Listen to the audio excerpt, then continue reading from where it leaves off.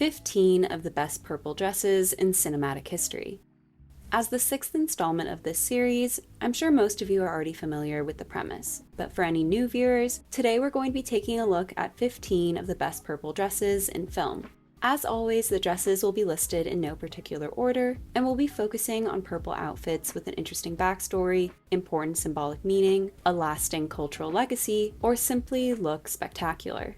There are tons of movies with amazing costume design that could be featured in this series, but for the sake of keeping things interesting, I'll be keeping repeats to a minimum, except when absolutely necessary. So before you get upset about a certain outfit from a certain movie not making the cut, there's a possibility it's already been discussed in a different episode. It's also important to keep in mind that I haven't seen every single film ever made, and there's a high chance that I might omit a dress that you consider one of the best. So feel free to leave a comment down below if you didn't see your favorite. And it has to be said, but this is based on my personal preferences. So if you see a recurring theme when it comes to the types of dresses included in this series, that's probably why. Now that that's out of the way, let's get into it.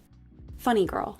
A semi-biographical musical about the life and career of Fanny Brice, the majority of Funny Girl takes place over the course of the 1910s through the 1920s, but the contemporary 1960s influence on the production design is impossible to ignore. Just look at Barbra Streisand's hair, makeup, and nails. The film was costumed by Irene Sheriff, who was nominated for and won several Oscars and Tonys over the course of her 50-year career, including for The King and I and An American in Paris. Sheriff was responsible for Funny Girl's costumes on both the stage and screen, meaning she dressed Streisand when she originated the role on Broadway in 1964 and again in 1968 on film. Despite working together numerous times, Sheriff and Streisand allegedly had a strained relationship, with Sheriff expressing annoyance with Streisand's over-involvement in the design process and even giving her backhanded compliments like, quote, "She is proof that regular features are not a prerequisite for being a beauty."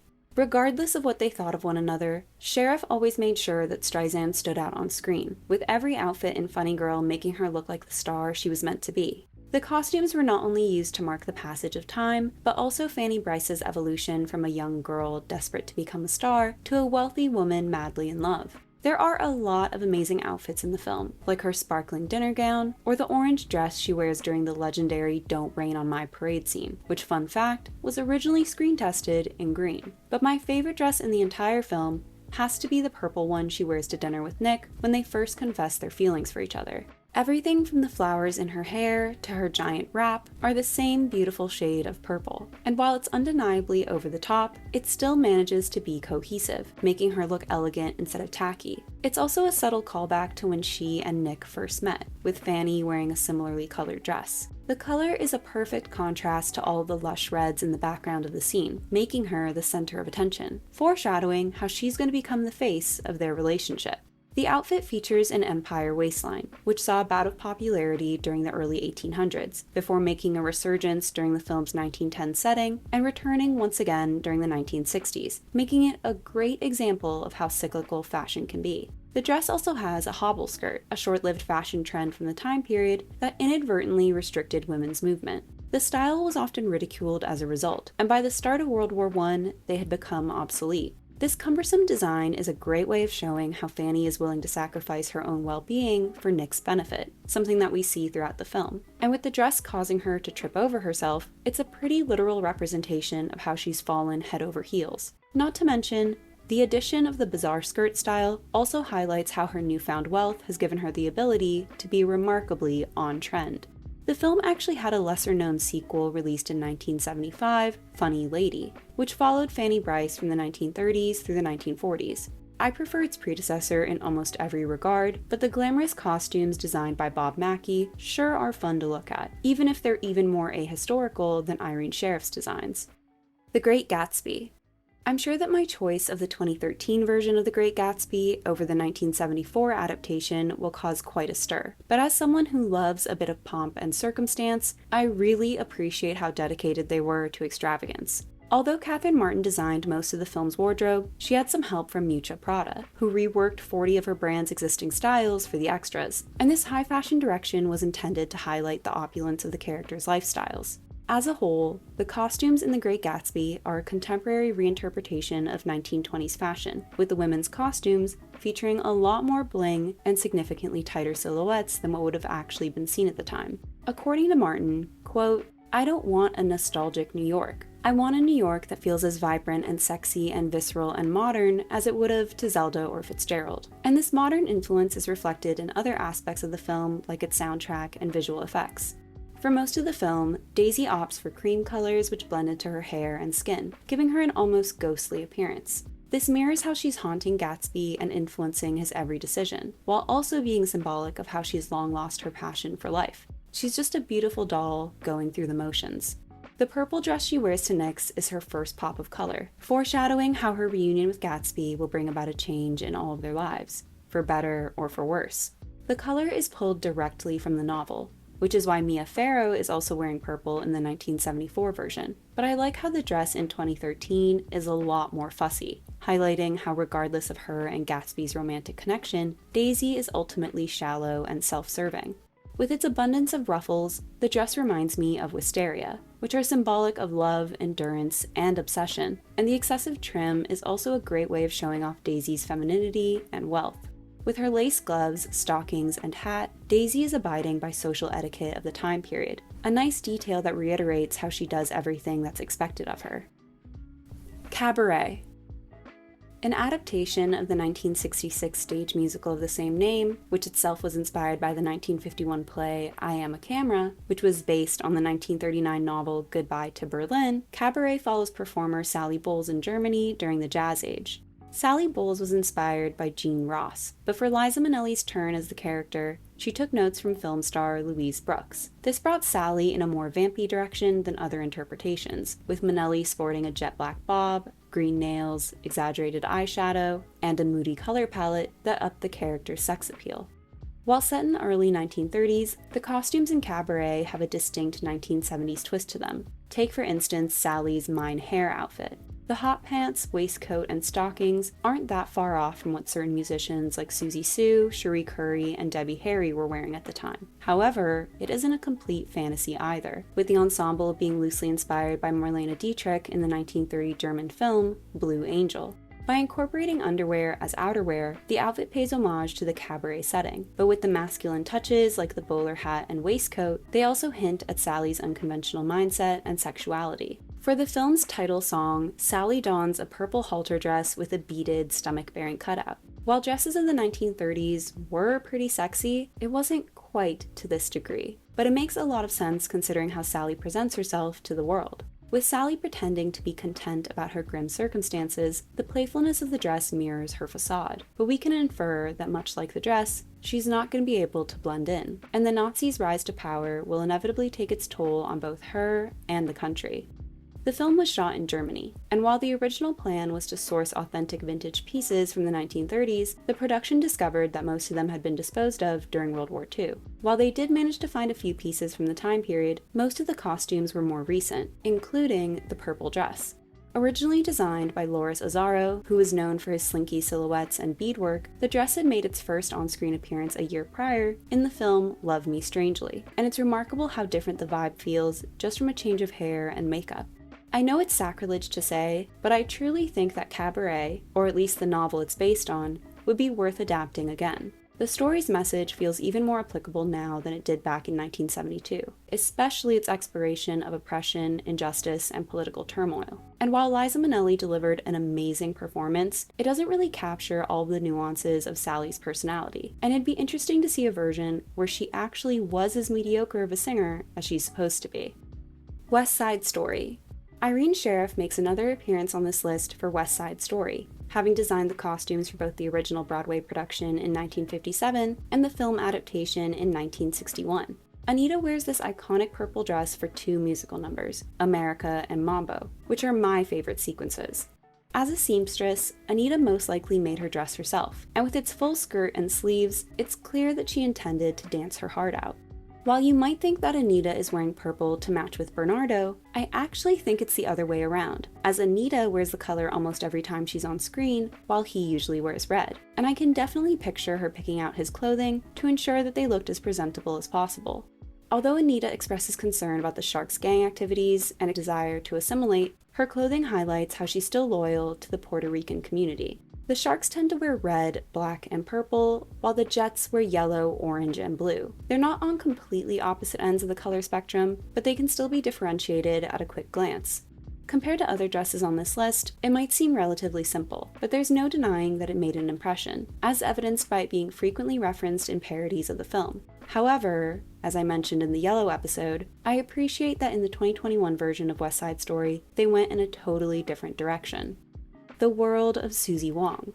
The role of Suzie Wong was originated by France Nguyen on Broadway in 1958, and she was originally set to reprise the role in the film as well. However, during production, things went awry. The official story from the studio was that Nguyen suffered from chronic laryngitis, leaving them no choice but to recast the role. But another theory arose that producer Ray Stark, whose mother-in-law was ironically Fanny Brice, wanted Nancy Kwan for the part from the very beginning, and simply replaced Nguyen the moment he got the chance. Meanwhile, tabloids suggested that the stress of Nguyen's romantic involvement with the married Marlon Brando was causing her to overeat and gain weight, and by the time filming rolled around, she no longer fit the image the production had for Suzie Wong. Either way, all of Nguyen's scenes were eventually reshot with Kwan, a great example of how little consideration Hollywood had for Asian women at the time, basically treating them as interchangeable. The film itself is loaded with tropes and stereotypes, with Suzie not only falling under the hooker with a heart of gold category, but also representing an Orientalist idea of Asian women that is both hypersexual and subservient. Suzie's clothing mirrors this message by having her frequently wear form-fitting cheongsam dresses. Although rooted in the clothing of Manchu nobility, who ruled over China from 1644 to 1912, the cheongsam evolved greatly over the course of the 20th century. Anna May Wong, one of the first Asian actresses to rise to prominence in Hollywood, often wore Chinese-inspired clothing, helping bring the style to the United States and causing it to develop an association with glitz and glamour. Although it had fallen out of favor in mainland China by the 1950s, in Hong Kong the cheongsam remained popular. It took on a few European additions, mirroring how the city itself had become a melting pot of Eastern and Western cultures, and the style became a symbol of economic prosperity and female independence, while still hinting at a more traditional time period. The cheongsam's popularity made its way back to the West, where it developed an exotic connotation, and several actresses, including Grace Kelly and Elizabeth Taylor, were photographed wearing it. It's no surprise then that in the world of Suzie Wong, a film all about culture and gender divides, that its titular character would be sporting a dress that was representative of that very message. Suzie wears this purple cheongsam the first time Robert hires her as a model, and the color is more demure and feminine than the bright red version she was wearing while working in the bar. Suzie wears a matching lavender headband, adding a touch of playfulness that seems to highlight the couple's age difference. It also feels like a more Western accessory, hinting at how she's attempting to find common ground with Robert. Suzie's cheongsam are noticeably simpler than the rest of the working girls, whose dresses have colorful embroidery, loud patterns, and sequined adornments, perhaps implying that she's more humble and modest than her peers, thereby making her a more respectable protagonist who can be rewarded with marriage to a white man. Regardless of its issues, the world of Suzie Wong was one of the first times a major motion picture cast an Asian actress in the lead role, as historically, they'd just get a white actor and dress them up as Asian. Thanks to the film, Nancy Kwan became one of the biggest stars of the 1960s, and while Suzie Wong made the cheongsam develop a sexual connotation that persists to this day, it also gave it a lasting legacy. Brenda Starr. Based on the comic strip from the 1940s, Brenda Starr is a fearless reporter who sets out on a zany adventure to find her next big story. I'll be the first to admit that the movie itself is pretty awful, but the costumes, designed by Bob Mackie, are absolutely delicious. Tying into the story's over-the-top nature, the clothing is loud and vibrant, literally screaming, "Look at me," which makes sense for a comic book character that's come to life. An assortment of trends from the 1940s had made a resurgence in the 1980s, which we can see reflected in the characters' funky prints, giant hats, and huge shoulder pads, which would have been just as appropriate on the cover of a magazine in 1949 as they would have been in 1989. At the beginning of the movie, Brenda wears an assortment of reporter-friendly power suits, but once she gets to South America, her clothing takes on a Latin flair with full skirts, ruffles, and off-shoulder necklines. There's something about these outfits that actually reminds me a good deal of the 1948 film, The Loves of Carmen, which makes sense, considering Rita Hayworth was actually one of the biggest influences on the original character. With its extreme high-low hemline, Brenda's purple dress reads as more 1980s than it does 1940s, but other than that, it's not too far off from some of the more glamorous ball gowns you would have seen at the time. Besides the bejeweled stars being a clever reference to her name, they were also a popular motif in the 1940s and 50s as a sign of glamour and patriotism. Scooby-Doo. It'd be impossible to talk about purple outfits without mentioning Daphne Blake, who's adopted it as her signature color for the better part of 6 decades. In the kinder-campy live action, Daphne starts off the movie by paying homage to her animated counterpart with an updated take on her classic look. With the green scarf, vinyl go-go boots, and headband, it definitely reads as 1960s, but because we were going through a retro revival in the early 2000s, it wasn't actually that far off from what people were really wearing. Purple and green was also a trending color combination at the time, so I guess Daphne really did put the cool in Coolsville. Once Mystery Inc. splits up, Daphne deviates from her usual outfit, which is really clever storytelling-wise. Her wardrobe is still dominated by purple, but there are more modern touches like her initial necklace and Louis Vuitton luggage, which mirrors the film's satirical take on the Scooby-Doo franchise. They acknowledge how Daphne was historically a damsel in distress by giving her a somewhat sexier look with lower necklines and shorter hems, but then subvert audiences' expectations by having the character save herself, which she does while wearing a jumpsuit, a garment that's historically associated with men. In the sequel, Daphne's wardrobe gets more 1970s influences with ponchos, halter dresses, and bell-bottoms, but she still feels like the character we know and love. One reason I think this version of Daphne Blake looks so much better than other live-action iterations is because of how cohesive her color palette is. Sure, all of them wear purple, but Daphne sticks to one color family that plays well with each other. She isn't mixing indigo with magenta with lavender.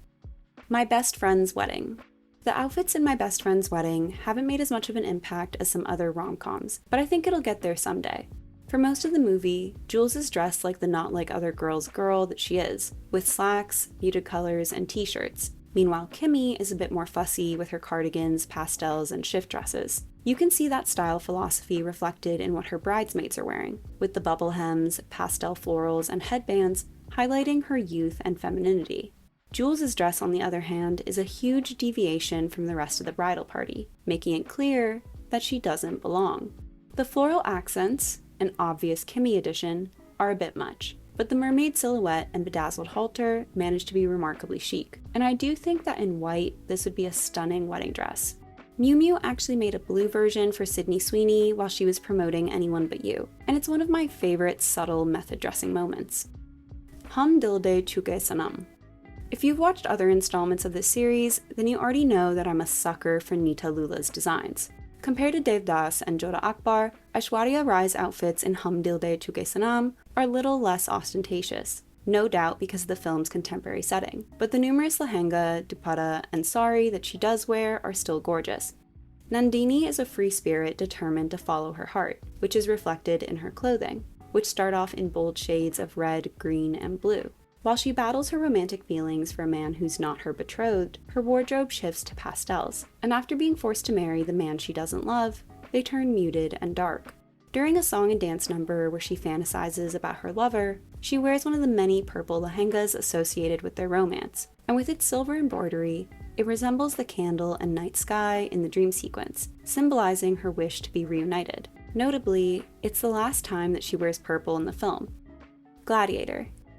Because the film takes place in 180 AD, it's expected that the costumes weren't going to be totally faithful to the time period. But all things considered, I think that costume designer J&T Yates managed to develop a unique aesthetic that stands out against films with similar settings like Troy and Alexander the Great. Lucilla is often seen wearing simple stolas belted with cords of fabric, creating a rustic look that ties into the character's resilient and diplomatic nature. Roman women were expected to wear pallas in public as a form of modesty, with Lucilla draping hers in different ways depending on the occasion. In public, she drapes them like a robe, creating a regal appearance that is similar to what her father wore, emphasizing how she should be the one ruling instead of her brother, who's adorned himself with armor in an attempt to appear more formidable. On other occasions, she opts for a veil, creating a sense of mystery that shows that there's more to her than meets the eye. She leans into color and texture with gold embroidery, bold silks, and chunky jewelry, all of which emphasize her position. Lucilla wears this purple palla while watching the games, and you'll notice that her son and Commodus are wearing a similar color palette, creating a sense of unity that won't go unnoticed by their subjects. The color of royalty, Lucilla looks every bit the queen she should be, something that's reiterated by her more modern tiara.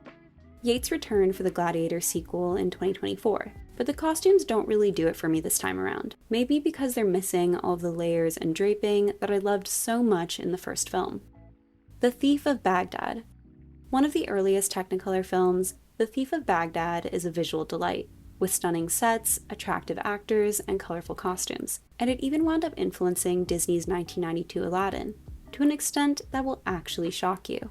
The princess's outfits are loosely inspired by fashions popularized during the Ottoman Empire, hence all of the layering with baggy pants, wide belts, cropped jackets, and sheer veils. Often adorned in jewels and gold embroidery, her status is immediately apparent, and every time you see her face, it's no surprise that all of the men are chasing after her. I think everything she wears is absolutely stunning, but her purple ensemble sees the most action, with the character even being kidnapped while wearing it. It's not really meant to be all that symbolic, just pretty, and they sure as hell succeeded. Elizabeth, the Golden Age. A sequel to the 1998 film, The Golden Age is a fictionalized depiction of the latter part of the Queen's reign. Beginning in 1585, 27 years after the events in the first film, it follows Elizabeth's concerns about marriage, her controversial relationship with Sir Walter Raleigh, the looming threat of the Spanish Armada, and the numerous plots to put her cousin, Mary Queen of Scots, on the throne. Both Elizabeth films were costumed by Alexandra Byrne, who was last featured in this series for her spectacular work in 2020's Emma.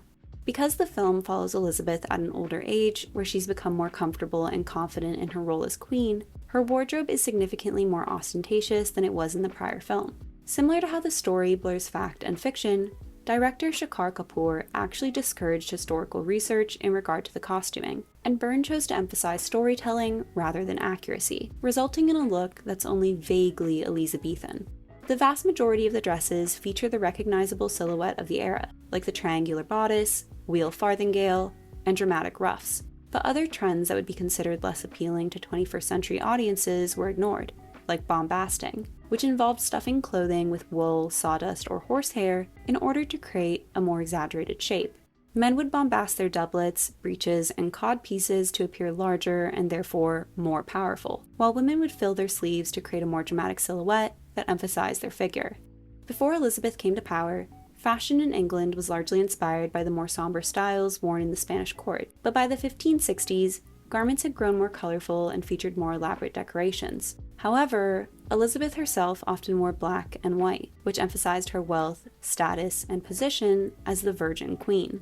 In the film, she wears a good deal more color, which are used to reflect her mood and situation. The style of her clothing changes for similar reasons, with Elizabeth wearing stiffer garments in formal situations to mirror how she's keeping people at arm's length, whereas in intimate moments, she wears softer, flowier dresses that highlight her femininity.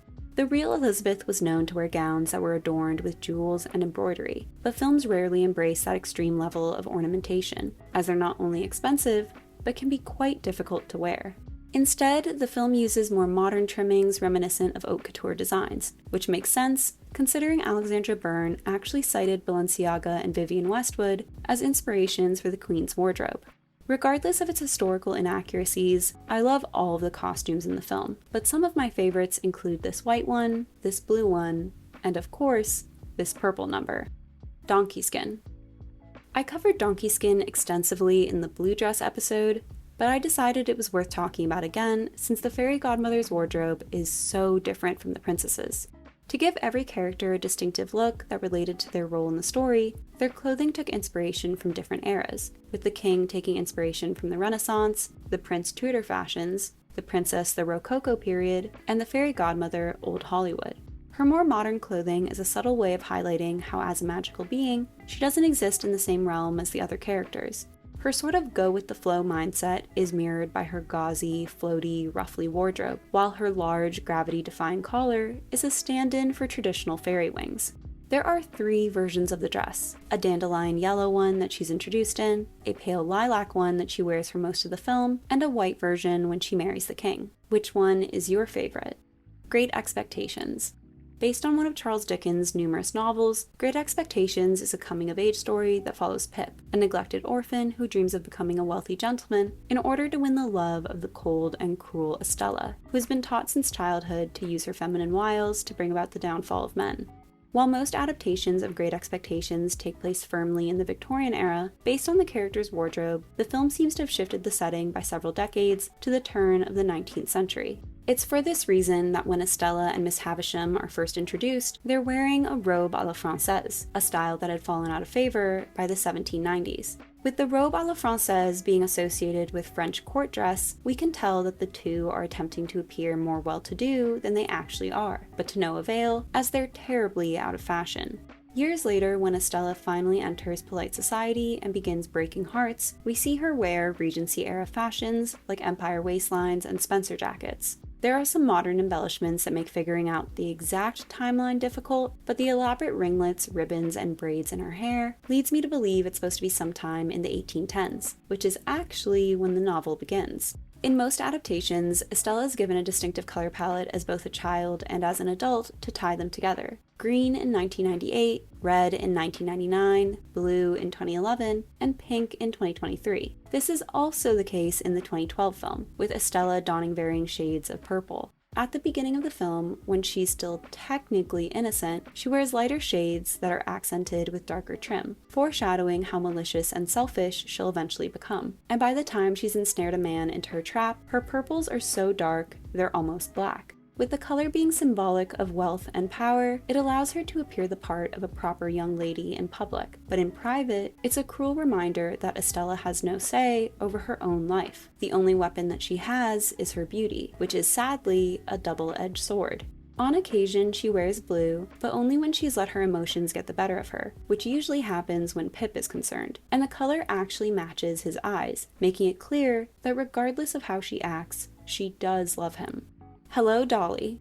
Prior to working as a costume designer, Irene Sheriff was interested in becoming a painter, and while she vocalized a preference for reds, pinks, and oranges, I think the fact that she's been included 3 times on this list makes a strong case for purple being her favorite color. Most people remember Dolly's gold dinner dress, which was made with real 14-karat gold thread and Swarovski crystals, costing nearly $10,000 and putting the costume department over budget. Don't get me wrong, it's stunning, but my personal tastes lean towards Dolly's daywear, which see her covered from head to toe. The 1890s were notable for seeing society move away from the stiff rules of the Victorian era, resulting in newfound levels of independence for women. This was reflected in their clothing, which became less form-fitting with bell-shaped skirts, looser bodices, and gigantic sleeves. With that in mind, Dolly's outfits more closely resemble fashions of the 1880s, although ironically to contemporary audiences, they were the more appealing looks of the bunch. Throughout the film, Dolly wears bold colors that match her confident and loud personality, and the purple dress is a reflection of her role as the queen bee.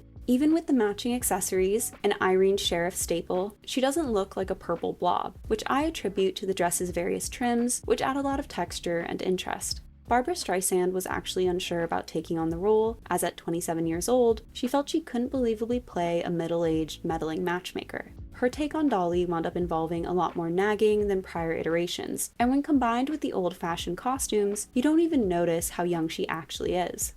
What's your favorite purple dress in film? And what outfits are you hoping to see in the pink episode? I hope you enjoyed this video. Don't forget to like and subscribe, and I'll see you soon. Bye!